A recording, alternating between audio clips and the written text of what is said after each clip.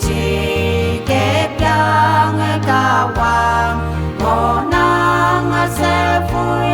ba lan mà ngõ nang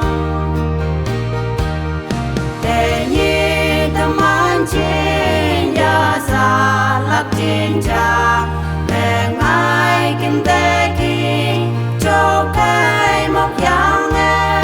xem ba ai hà lan phải đi bùi xa hà để nhìn tâm an trên mẹ ngài kim tế kỳ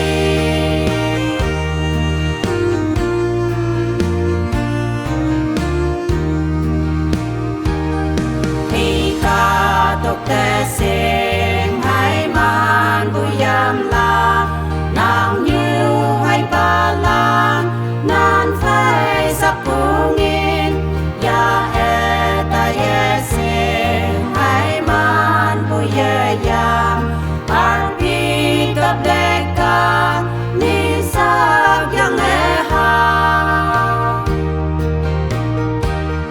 để nhìn tâm an trên ya sa lắc trên cha để ngài kim tế kỳ cho cái mốc yang nghe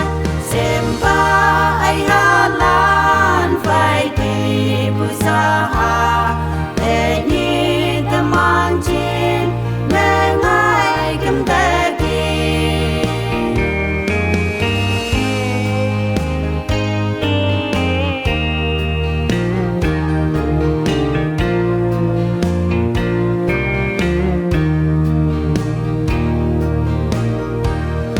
học sinh cả ta e cả quang ba ye sinh a kinh nhị man ngao phan ru ngõ la a chào cả ta la ne chi sung nghi la a nu cả ta la trên nghe mò lo qua